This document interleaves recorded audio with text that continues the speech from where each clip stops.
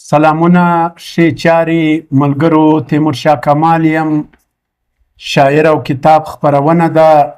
لکه څنګه چې تاسو ته معلومه ده موږ هر اتوار تاسو ته شاعر او کتاب خپرونه وړاندې کوو.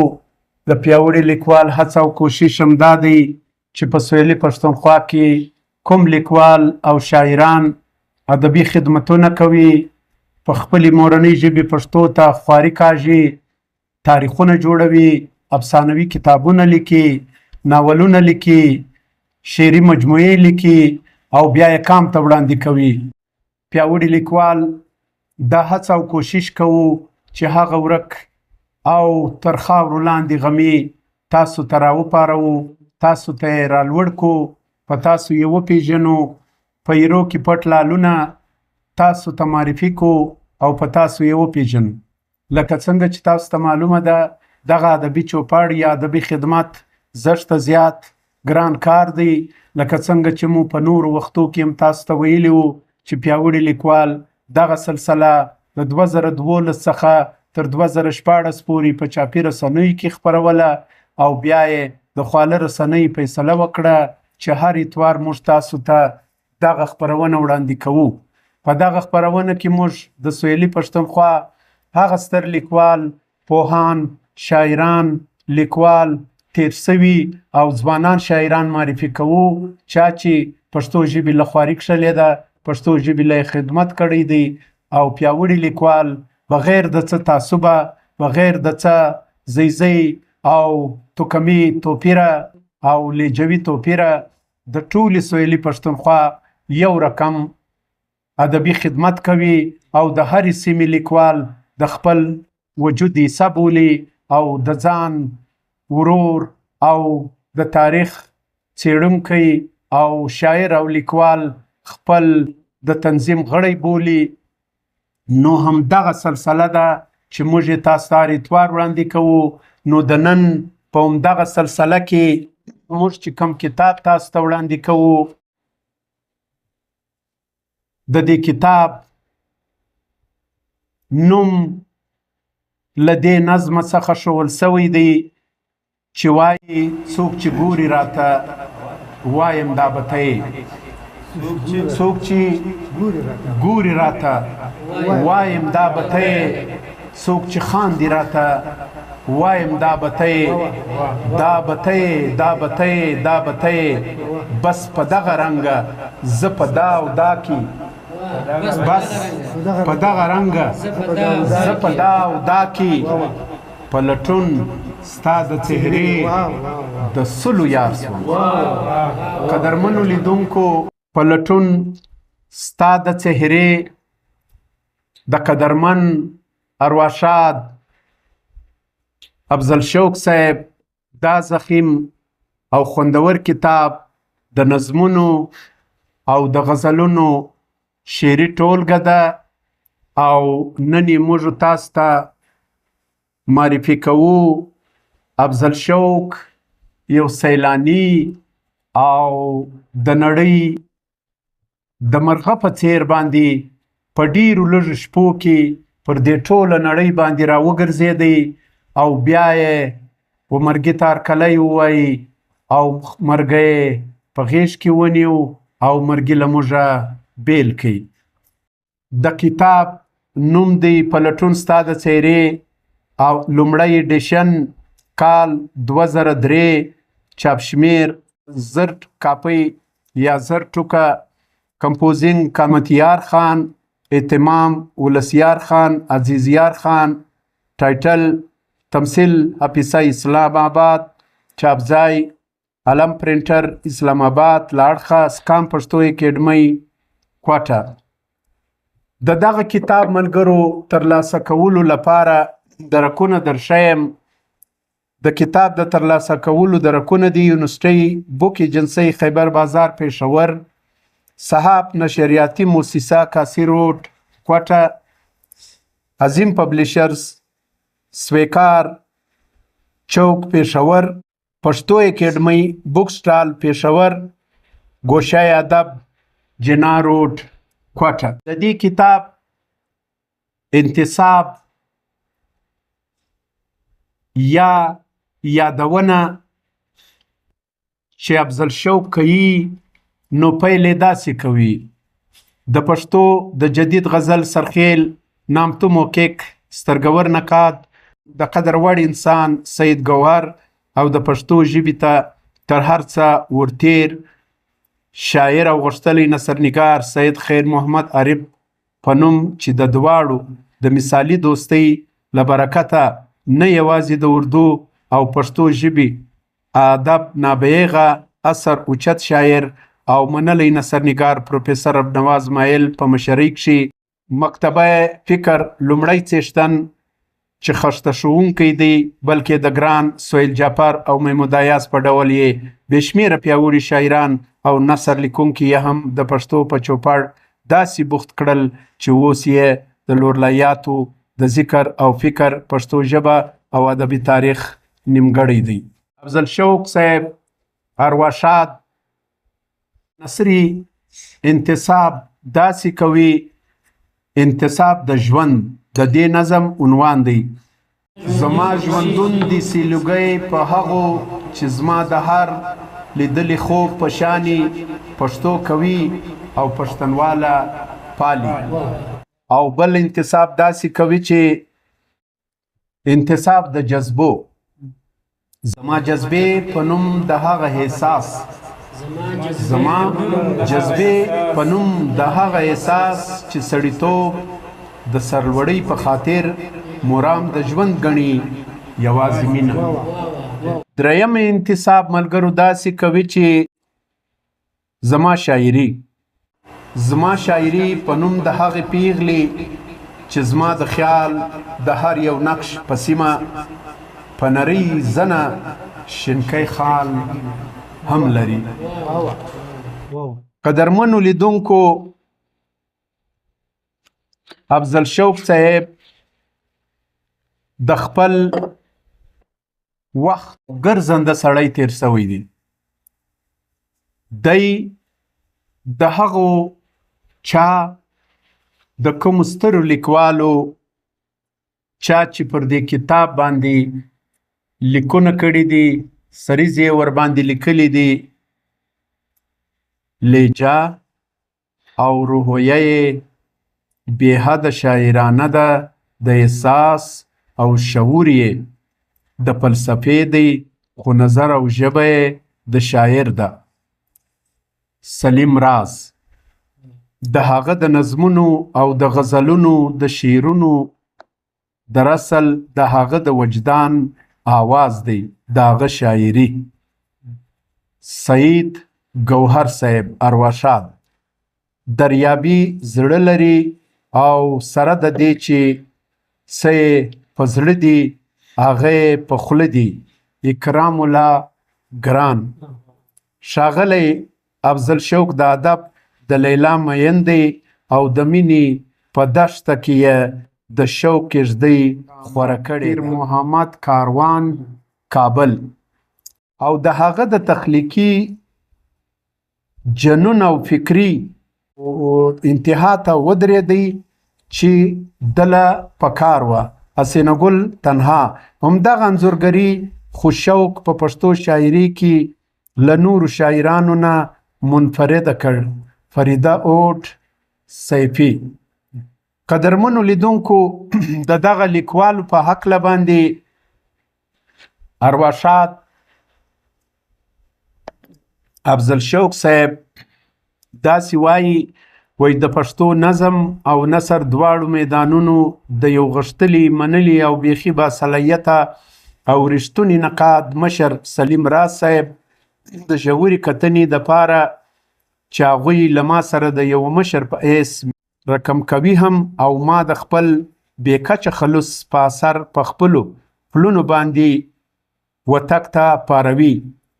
د عزتمن مشر او د جدید غزل سالار لوی محقق او نر پښتون نقاد سید ګوهر صاحب د زړه له کومې د کره او ماهرانه رایو په هکله چې زما حوصله یې نوره رازیاته کړې ده د نظم په اړه د یو روشنخیاله خو نالیدلي شاعر ګران ملګري پیر محمد کاروان چې زما د کتاب په هکله یې وړه لاکن ډیره بامعنا او خوږه رایه راکړې ده د کابل څخه په رالیږلو یې یو جهان مننه کوم د اکرام الله ګران درنو رایو دپاره چې زما د شاعرۍ په باب یې په یو څو نظمونو چې څنګه مجموعي تاثر غورځولی دی هغه ما نور درنوي د قدر وړ او زما د خوښي یو څو آزاد نظم لیکونکو شاعرانو کې شمیر سوچا او کره شاعري پیغلې حسینه ګل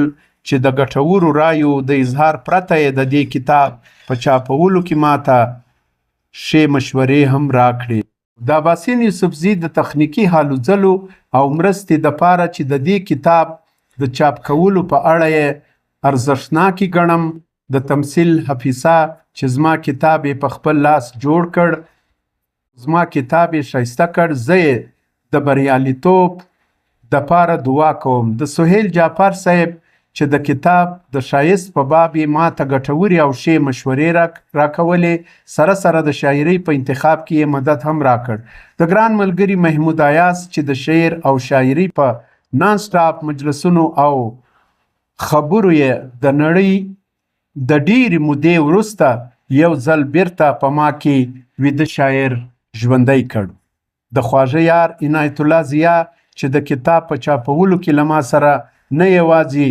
هر لور تښتېدو بلکې په ګټورو مشورو یې ماته لارې هم هوارولې د غښتلي او ځانګړي لیکوال صابر شاه صابر چې د کتاب پروف ریډینګ سره یې د چاپ په ځینو مرحلو کې ملګري هم را سره وکړه د خپل ژوند د ملګري ډاکټر وهیبه سکانی افضل که څه هم لا تر اوسه په پښتو سمه نه پوهیږي خو د پښتو په دې کتاب چاپولو ته یې وپارولم چې د کتاب ټول خرڅ یې لا هم په خپله د نه هېرېدونکي ګفټ په راسپارلو په نیک نیت وکړو د هر لوستونکي چې دا کتاب لولي او په خپله لایبرري کې یې په دې جذبه ورسپاري چې په شیرینه پښتو کې لیک دی قدرمنو لیدونکو دغه کتاب چې ما یې تاسو ته اقتباسات وړاندې کړل پر دې باندې چې کومو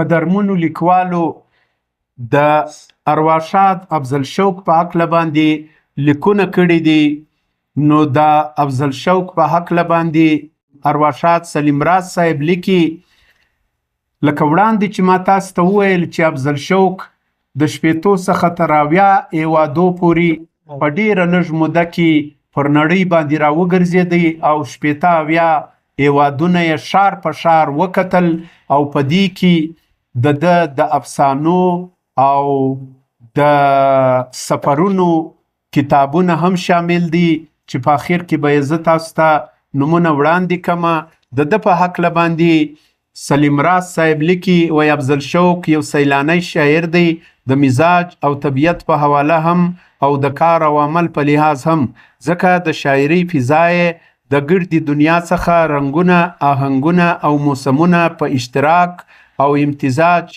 ځوانه مسته او حسینه ده او د مینې په وږمو نغمو او جذبو ویښه ژوندۍ او مترکه ده او شاعري یې د مزاج په حواله ځان خوښه خطبینه او دوربینه ده خو د روح او رخ په لحاظ علمګیره او دوربینه ده ملګرو دا خو د سلیم راز صاحب هغه وړ اقتباس و چې ما تاسو ته وړاندې کوي نو ګوهر صاحب سید ګوهر صاحب د افضل شوق په هکله وایي زه ګران افضل شوق سره له تیرو 25 کلونو څخه د مینې اخلاص ورورولۍ نږدې او ټینګ تړون لرم د ټول شعري ادبي فني او فکري سفر زما په مخ کې دی رښتیا خبره ده چې زما د نسل د شاعرانو راپس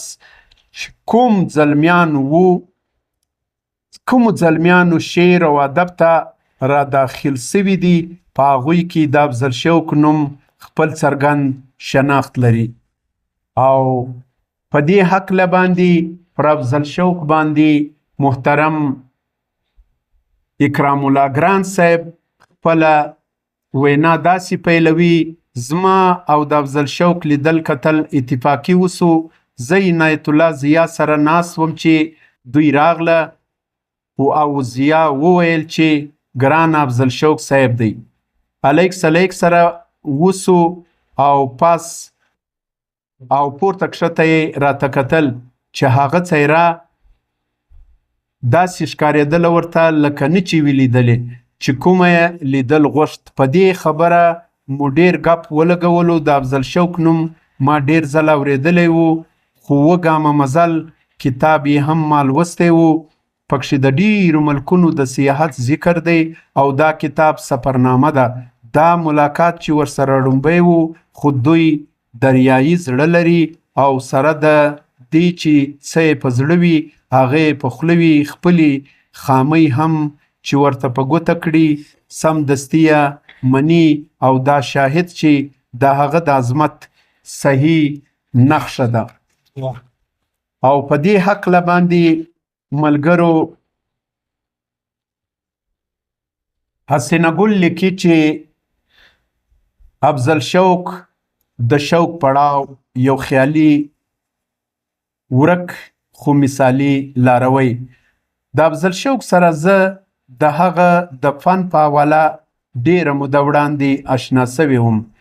کله چې مې د ړومبۍ شعري مجموعه شلېدلی امیل ولوستو نو د دغه کتاب په ټولو نظمونو کې ما د یوه نوي انسان نوی فکر او نوی لټون محسوس کړی و. دغه وجه وه چې ما د هغه په ټولو نظمونو کې هغه د یو رښتوني سپېڅلي فنکار په څیر د فن په ښایسته او حسینو جزیرو کې په یو نامعلومه لټون سره محسوس کړی و. خو کله چې د هغه اووه ګامه مزل چاپ سو نو د افضل شوق د شاعرانه فکر یو بل نوی تصویر د یو پښتون سیلاني په شکل کې د فن د مینوالو مخې ته پروت و.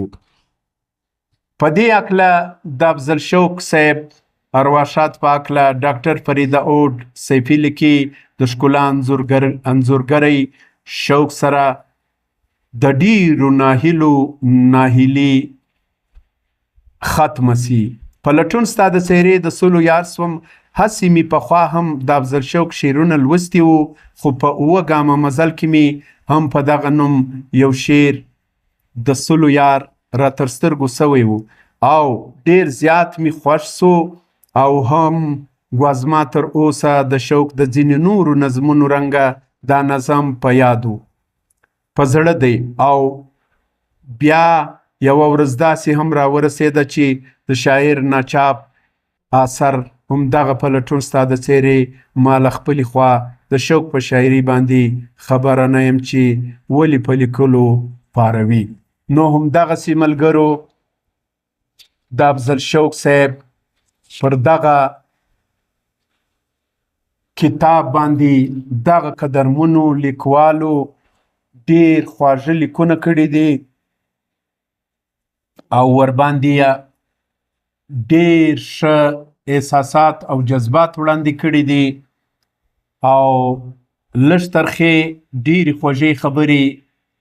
دا د افضل شوق صاحب خپلې خبرې دي چې د خپل ځان په هکله یې لیکلي دي او د کتاب پیل دی د دغه امت شریف څخه کوي چې د غرضي فطرت له جوره دوژخي ښکلاوي که څه هم بیا بیا غولوي ما د شیطان په لارو خلو یې ربه ستا له ستر عظمته سمه لوګی چې په ګناه پسې ګناه پرته مې هم توبه لا قبلوي ته چې څنګه زه په سجده سم درته. نو همدغسې محمد صلی الله علیه و آله وسلم په هکله د وخت له جوره چې پرهار سم او د وخت له جوره چې پرهار سم او له هر پرهار لکه غوټۍ چې ګل سي او درد مني څړیکې مني اخته کړي په ویر او په وجود کې مات رامات سمداسي لکه شیشه چې څوک په کاڼو ولي یا زلزله راسي او هر څه وران سي لکن له هر ستمه پرته چې زه د زغم په ټول څنګه مانده سم ووځم نو مې له سترګو لومړی اوښکه لا هم سمه بارخوته رسېدلې نه وي چې مسیحا غوندې راورسېږي او ملهم زما پر پرهرونو کښېږدي. قدرمنو لیدونکو، افضل شوق صاحب د نظم ډېر خوندور شاعر او غزل یې کمه لیکله او خوشه یې لیکله. اوس زه راځمه د شوق صاحب یو غزل ته. دی په یو غزل کې وایي دا چې په زړه کې تاله کور جوړوم، دا چې په زړه کې تاله کور جوړوم، د خپله لاسه ځان ته ګور جوړوم. دا چې په زړه کې تاله کور جوړوم، د خپله لاسه ځان له ګور جوړوم. لکه ماشوم زه هم د ریګ کورکیان، لکه ماشوم زه هم د ریګ کورکیان، مازدیګر وران کړم سهار نور جوړوم. لکه ماشوم زه هم د ریګ کورکیان، مازدیګر وران کړم نور جوړوم. حاله به تاج محل له کومه راوړم، به تاج محل له کومه راوړم، زه چې د تن جامې په پور جوړوم. حاله به تاج محل له کومه راوړم، زه چې د تن جامې په پور جوړوم. لا به دې کاڼی زړه در موم کړم شوقه، لا به دې کاڼی زړه در موم کړم شوقه، لا به د ځانه سوی سور جوړوم. قدرمنو لیدونکو، شوق صاحب خوندوره شاعري کړې او ټول خوندور نظمونه او خوندورې غزلې په دې کتاب کې، لکه ما چې تاسو ته مخکې وویل 256 مخه دا کتاب دی او په دې کې ټول نظمونه او فقط 8 غزلې شاملې سوي دي.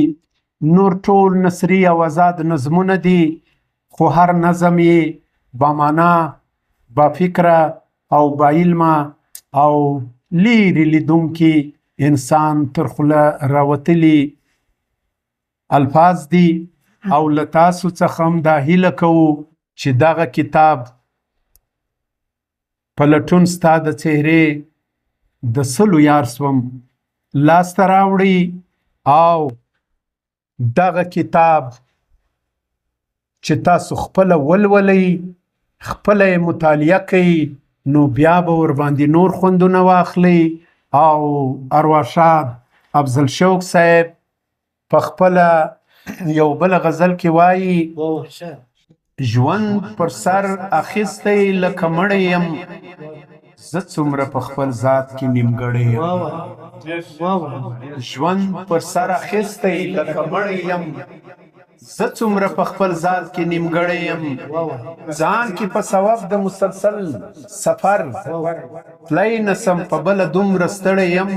داسې راته مه ګوره په سپک نظر، داسې راته مه ګوره په سپک نظر، زه به هم د چا د کور یو غړی یم.